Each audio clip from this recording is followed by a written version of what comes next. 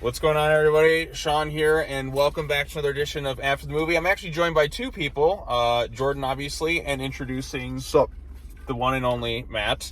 But yes, we just got done watching Dune Part 2. Jordan's got his Dune popcorn bucket, but wait! The welfare one. The welfare one. He didn't Thanks, get... AMC. Yes, AMC was sold out of the iconic Dune popcorn buckets for those... On the second day! The second day! They're all sold out. It was like 3 weeks later. You drove to another theater before the movie started to get a Dune popcorn bucket, and you got this one, but you didn't get the one everyone wants. I didn't bring it in, so it really was like I spent like $15 on a popcorn bucket just to eat popcorn during the movie review. But hey, you know... Yeah, you know what? It is what it is. You should have brought it in. You should have brought popcorn from another movie theater into that movie theater. I mean, I really should have. That would have been a Chad move for sure. Right, but it sucks. I wanted that popcorn bucket for my lonesome nights. Dude, I wanted it to put popcorn in so I could, because it looked like and a convenient container. And nothing else, obviously. I mean, I already have one of those, so... I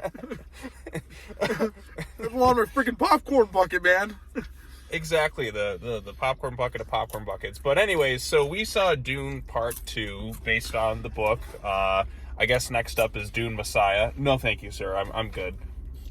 All right, I'll have this. Yeah, right. It's not the same. I had to put my hand in like through the Dune popcorn, the true Dune popcorn bucket for me to have some. It's not right. But anyway, so Dune Part 2, once again, pretty much all the same cast, same creative team behind it all. I think this is a much better movie than the first part, because the first part feels rather anticlimactic when I went back to kind of rewatch it. There's a lot of setup. It was, well shot up and well shot, and visually looks kind of interesting. But when it kind of ends, it ends like that's kind of it. That felt kind of underwhelming. But the second part of the book, or whatever, because I mean, it's a very massive book. It's like 800 pages, I think. It's technically 3 parts of the book, I believe. Yes. But I think, this one kind of ends with the end of the first book and then setting up the second book, if you will, Dune Messiah. And like I said, there's some interesting stuff with it for sure. But so the story this time around is it's after the events of the first movie. Paul Atreides has been with the Fremen, the Emperor and the Bene Gesserit. Is that how you say it? Yeah. Yeah, the Sisters of Dune, they're all kind of setting Paul up to almost begin sort of like his path to becoming the Messiah and Emperor over Arrakis and all that stuff. So you got all sorts of different factions kind of working against each other. I thought this was a much better movie than the first film. What did you guys think? I mean, honestly, and this is going to sound like the stupidest thing I've ever said on this channel, the popcorn bucket killed it for me. I thought it was it completely took my enjoyment out of this movie. I don't know. It's like, it's good. Didn't really like stand out to me. Was this the next Star Wars? No. I mean, it's better than current Star Wars. I mean, yeah, it is better than The Last Jedi. But you know what the biggest disappointment in cinema since The Last Jedi was? Not getting that popcorn bucket! What about you, Matt? I mean, I thought that, like, the plot and everything was a lot more, like, straightforward and clear-cut. Because the first movie, they had to do all the setting up and everything, so everything was already well established. So you just, move along with the story. Right, they can just kind of jump right into the action. And this one's a lot more action-heavy than the first part was. And we all saw this in IMAX. I thought this looked fantastic on the big screen. Like, you really feel the size and scope in, like, every shot. I do have some, like, parts that didn't quite work for me as much. I feel like, despite how long this movie is, we didn't really get much of a focus a lot on the villainous characters. Like, Christopher Walken is the Emperor, and he's barely in the movie all that much. I wanted to see Walken, like, really kind of yuck it up with the scenery. He's kind of like... I mean, he's great for the 2 minutes we have of him. Right, sure. Yeah, exactly, because the first movie's like, the Emperor says all this stuff, the Emperor. Okay, let's see what this Emperor can do. Somebody, you, go stop Paul Atreides. Like, I want something like that. Yeah, you want to see him as a villain, go put Beautiful Kill on. He didn't really seem very powerful. Right. He felt kind of, like, underwhelming. Like, you didn't really feel his presence. He's no Max Zorn. No, he's no Max Zorn. More power. More power. Like that, I would have liked, or Batman Returns, Max Shrek. I mean, I would have liked Walken to kind of like yuck it up just a little bit more with the scenery. Then you have Austin Butler in there as Batista's like brother, I guess, like the Baron. And the Baron, like every time the Baron would like appear on screen, like I kind of start laughing because they'd have to like have his little like hot air balloons things to kind of move him around. It reminds me of those little like chairs they were going around in the movie Up when they're trying to move around because he could barely move around. As brilliant of a writer as Frank Herbert is, boy, he puts some weird stuff in his movies. Oh yeah, absolutely. Like there's some strange stuff. The Bene Gesserit or whatever. To me, they're kind of the real villains of the story. They're always trying to like initiate all these houses into conflict, and you know you have Florence Pugh's character who's just kind of at some point she's like, you know, this is kind of wrong what we're doing, like, you know, the Emperor's daughter. And I'm like, yeah, I couldn't agree more. Like, they're kind of like the real villains and nobody seems to notice it. Like, oh, they're the ones who kind of initiate things from the shadows. They're the ones who force everyone into conflict. I'm like, I haven't read all the Dune books or anything like that. I really kind of only know a little bit about the first story. I've heard Children of Dune is pretty good. I got the first 6 books, so I'm going to start my Dune journey very soon. Wait till you get to the fishmongers. Oh boy, you don't want to touch that, Sean. Right. Or maybe you do, but I don't know. It's not. But it's like, I guess silly. what most people say, the first 3 books are good, and then you're pretty set. I don't know anything really past that because it was like Dune Messiah, Children of Dune, and then I don't know what's after that generally. But I mean, you read all that. Like, God bless your soul. Honestly, like that's dedication. Yeah. Well, I mean, like I said, it's still just make something. movies of it. Yeah, I think that's what the intention is. 'Cause I know they did like miniseries back in the day of the Dune movies. They did Dune like the first 2 books or 3 books or whatever on the Sci-Fi Channel. I think James McAvoy is in one of them. I hadn't watched them. Okay, but anyways, they did that, and like I said, they did this one. They did the David Lynch movie, which I hear is just very weird. I mean, it's brilliant. It's a great movie. I haven't seen it. It's crazy. I mean, it's got Patrick Stewart in it, and it's got Toto. Yeah, Toto's too in the soundtrack. Oh, fantastic! Yeah, I mean, you it's like the ultimate '80s movie, honestly. Right. I'll give it a watch like after seeing these 2 parts of like this film because like it's much shorter than 2, which is the funny thing. Right. I mean, this is a pretty long movie, like 2 hours 45, but it flies by. You don't really feel the length of it like you do the first one. I feel like because there's a lot more action, it kind of gets right to like the meat of the story, if you will. It's a bit funny too with Javier Bardem's character. They're always just like, he is the Messiah. Like, it kind of reminds me a little bit of, you ever see like Life of Brian, the Monty Python movie, where they're just like, he is the one. He is like, they kind of have that moment where he's just like, I'm not the Messiah. The Messiah would deny that or whatever. Like, just kind of little tidbits like that. Like, I thought that was kind of funny. Performances are pretty good. You have Timothée Chalamet, who's, having a big career boost lately between this and his Wonka movie. Oh, yeah. That's right. Man. Oh, yeah. Brilliance all around. Right. I mean, there's no topping Gene Wilder, obviously, but this Wonka movie actually wasn't half bad. Johnny Depp, the greatest Willy Wonka of all time? No. Crispin Glover, the greatest Willy Wonka of all time. I don't even think I saw that one. Oh, epic movie. Or Christopher Lloyd in the horror Gobstopper movie. Boy, we are really getting off track here. I mean, don't we always? I mean, half this review's been about popcorn buckets, so. Yeah, exactly. But yeah, or the Glasgow Willy Wonka. All right, I had to read that. Oh, Lord, we don't need to go down this hole. Okay, but so like I said, and then like I kind of like what it does with Paul's kind of character, where he starts out like he's like, yeah, I really want to help the Fremen, and then like the power just kind of corrupts him a little bit. That will be an important theme that reoccurs later, so remember that. Right. I'm excited for them to get to like this 3rd book because like when he looks like right at Florence Pugh, and he's like, I'm gonna wed her, like with Zendaya's character Chani like right behind him, who's just like, yeah, I love you. Oh, and I'm gonna marry her. Ooh, like I just felt like the knife stabber right like in the back, right to her face. Strategic alliances. Right, but it feels like such a dick move. Where it's just like, I'm like, wow. You know what kind of makes me think of like did you ever watch Breaking Bad? Yeah, I did. Remember how like Walter White started as this kind of sympathetic character, then just gradually just became a sociopath? Like, oh yeah, great. I know, it's great. That's what we're getting with Paul right now, and it's for me this is awesome. I can't wait to see what happens like in the next movie, whatever they like. Do we have a sequel confirmed? Oh, it's gonna happen, I'm sure. They usually like because they greenlight Dune because it's gonna open huge. This was packed. This was very, very packed because like the lousiest movie theater we could find. That's packed. Right. Well, I mean, there's been lousier movie theaters before, but AMC really needs to update their theaters. This one stinks. It's not good. Right. Because I'm like, the seats are just too tiny. Like, you're kind of stuck in there. There's no recliner. There's no recliner aspects and all that. I don't have popcorn buckets. They don't have the Dune, the good Dune popcorn They didn't buckets. have the drink cups either. Right. I mean, like, What were they doing? Yeah, come on, AMC, what the hell? I mean, honestly, like, that was embarrassing. If I, like, owned that theater and saw, like, what we had and how much lost revenue there was, I'd be embarrassed. Like, honestly. Right, man. I'm trying to give you, like, $35 for a drink and a freaking popcorn bucket. You don't have it. Like, how? I feel like this video is just all over the place. That was my thought the whole time I saw this movie. Just the popcorn buckets. Give me the popcorn buckets. Give me a popcorn bucket. This movie, honestly, it wasn't as good as I thought it was going to be. I don't know. Maybe it's because I like the book better. That's a pretentious answer, I know. Maybe I thought the 1984 one was better. It was like a good movie. It was just there. I thought it was pretty good. It doesn't reinvent the wheel. It doesn't do anything crazy. Like, if you're watching this expecting to be shocked, like, you're not.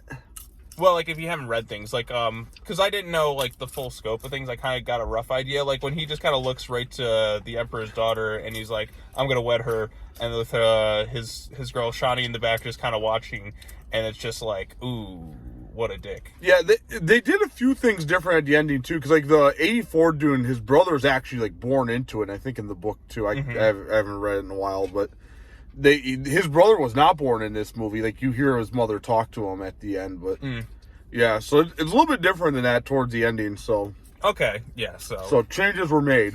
Yeah, and I think, too, because, like, he didn't have the context of Dune Messiah, so he's trying to get things to more so set up, like, what's going on in that next thing. Because Denis said he wanted to just do Dune and Dune Messiah. I don't think he had interest in making Children of Dune.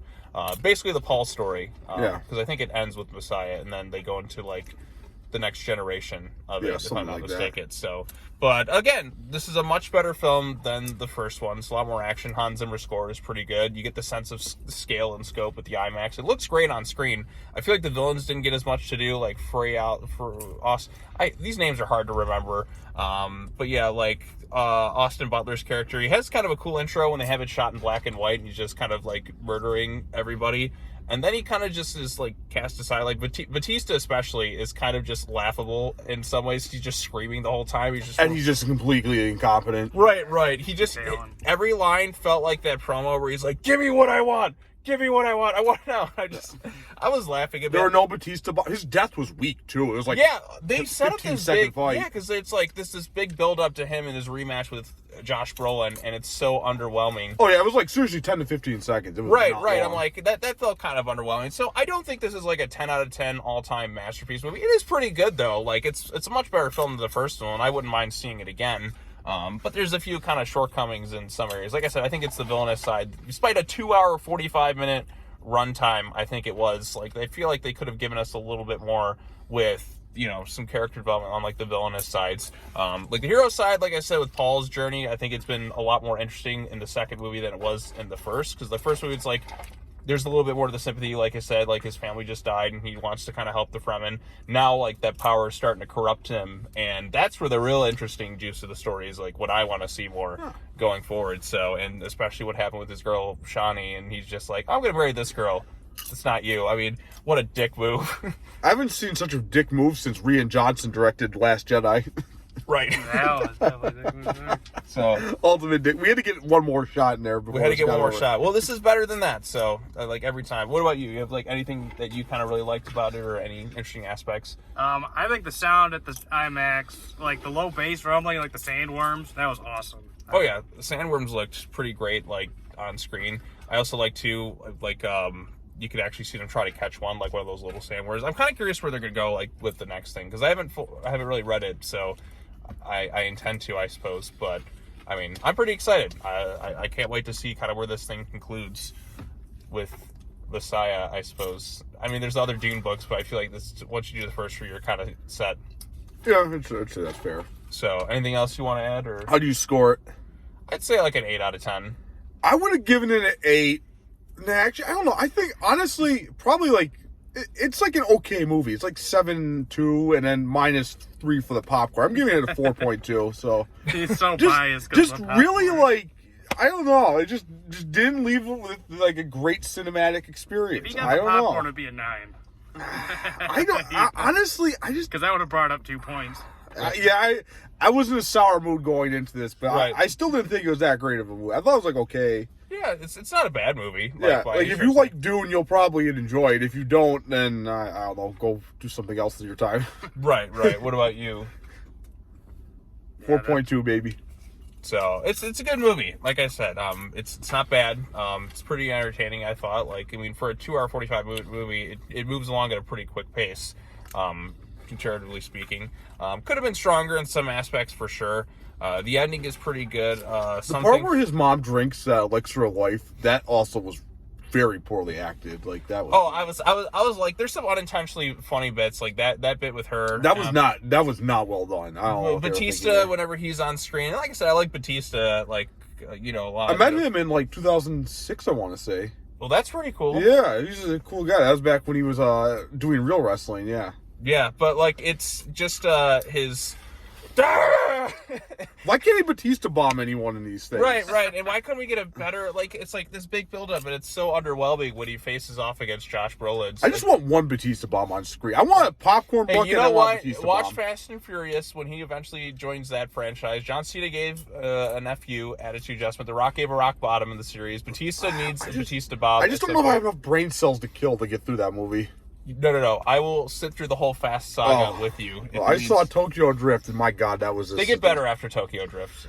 Oh That's the last man. good one. Oh man. No. Fast 5 is when The Rock comes in and saves the series. Oh, I'm sure it's just a real cinematic masterpiece. Yeah, this video is all over the place. But you have any other final thoughts on Dune Part 2? I like it. I say it's worth checking out. I mean, we've been kind of a dead spurt for movies for the past month. I didn't see Madam Web. Oh well, yeah, that's true. If you saw Madam Web, nothing will like compare to that movie. Like this movie Madam Web was the second coming of Morbius, so this is going to pale in comparison, like to that. I will that say, gem of yeah, a film. in comparison to a lot of movies that are coming out, it was pretty good in comparison to a lot of movies we've been getting lately. Right, except for The Beekeeper. Yeah. Beekeeper is the greatest thing this year. Yeah. Well, besides Madam Web. No. Beekeeper. Madam Web was in no way, shape, or form an advertisement for Pepsi Cola, and just a very well written, movie that I really enjoyed all 2 hours of. That's fair. But yeah, anyways. Like and subscribe. If you did not laugh once during this review about a 32-year-old grown man screaming about popcorn buckets, like what's wrong with you? Right, exactly. This is comedy gold. Right, exactly. Like, I don't remember much about the movie now. I just remember the popcorn bucket experience. I mean, honestly, I thought most of the story was in the first one. The second one just seemed kind of like dumb action wandering in the desert. It's kind of like the Lawrence of Arabia of Dune. That's why I thought it was more interesting, because the first movie just like so much kind of confusing narrative things going on, and this one was a lot easier. Dune 1 plot, Dune 2 like dumb action. So, well, there's some entertaining action. Oh yeah, Right. It could have been like some things could have been better. Like I said, Batista and Josh Brolin, so underwhelming. The part where he killed Harkonnen too, that was not very cool either. Right, like It's kind of just like he just stabs him, and that was it. Right, that was so like I thought like what is he crawling to? Is he gonna crawl and sit on the throne? Is that just gonna automatically make him emperor? I thought the he'd ending do like was. a face reveal and be like, "Remember me now, bitch," and like I don't know. I thought the ending was pretty underwhelming, to be honest. Right. It's not as underwhelming as Part 1's ending, where it's like nothing really happens. It's like, okay, we're together. Let's go off over here. It's like, oh. But no, give me the holy war in the next part. Let's see where it all goes. Definitely set up a sequel. Yes. Right. So, but like I said, there's more than one book, obviously. So, but I'm excited to see where it goes from here. So. Yeah, I think that's enough. Anything else you want to add other than no Dune popcorn buckets? No, I think I'm it. What about you, Matt? Anything else? Last Jedi sucks. I don't think so. Oh, yeah. Well, thank you for jumping on for this after the movie. This is usually what Jordan and I do. We ramble incoherently. We haven't done one of these in a while. What was the last one we did? I don't know. I don't think my hair was as long. I don't think my biceps were as big. I don't know. I don't think my... Yep, just right over there. I'm in rare form today. I'm a little agitated, so... See, this is what happens when you don't give this man his popcorn bucket. I don't even eat popcorn movies usually. I don't really like it that much. Well, I've been eating this popcorn. I'm pretty freaking hungry, so... Right, and see, this is what happens when you just... You know what, this is the thing. People are in demand for these things so much. Like, because you never seen anybody really want to buy popcorn buckets until this movie. I mean, they like... I was like... I went up there and I'm like, how many of these things do you have? And they're like, oh, we like sold out like midday yesterday. And they're like, we only got like 2 cases. And I'm like, why? Like, they were advertising this on SNL. You didn't think like people would want these things? Like, I don't know. And I will find one. somewhere. No, I'm not pay. I found them on eBay. I'm not paying for that. I'm not encouraging people to like Right. just buy popcorn buckets and scalp them online. Wait like a year and the hype will die down. Yeah. And it'll be like a decent It's not the price. same. You want to have it like right away so you can show up. I mean, even buying it Yes, on yeah. eBay wouldn't be as cool. I wanted it for the movie. Like, I specifically wanted to eat popcorn out of my sandworm well, bucket. now, if you do end up getting one, So I got this budget one during a movie review. This is welfare all around. yeah. This is the EBT of movie reviews. But anyways, thanks for joining. Subscribe, all that other stuff. I don't know. Go check out Dune Part 2. There's nothing else out Or right don't. now. Or don't. You know, you can wait till later on. Like I said. Demon Slayer's out too. That's pretty cool. Yeah, but it's like, it's just the episodes just like re-edited together with the new one added on. Yeah, So. that's pretty cool. Yeah, cool. Go see Kung Fu Panda 4 next week, maybe. I don't know. Then Oh, God, Ghostbusters the week after. And Oh. The New Empire, which is the only movie that matters this month to me. So, should be fun. Where's the next Star Wars? So we can rip on that. JK, we're not doing that. No, I'm done with Star Wars. Who Jordan. You cares? gotta understand. I can't wait for Craven and Venom 3. That's going to be real cinema right there. Right. Or, you know, Wolverine and Deadpool. Which reminds me, we gotta get back to talking the X-Men movies again. We left off on, like, the Wolverine. And Yeah, then we get your just popcorn ready. Get your... We'll find a Wolverine and Deadpool popcorn buckets and then go from there. So... But anyways, this has gone on way too long, I think. 90% of it was not talking about the movie. It was talking about the popcorn buckets and other things. But, you know, this is what As happens. part of the cinematic experience, baby. It's part of the cinematic This is experience. Hollywood. Yeah, exactly. So, but, yeah, I still like a good chunk of the movie. Could have been better in some areas, but, you know, still pretty solid overall. 4.2. Yeah, so. All right, well, thanks for watching, everybody. As always, take care now. Bye-bye then. We'll see you all in the next video. Peace out.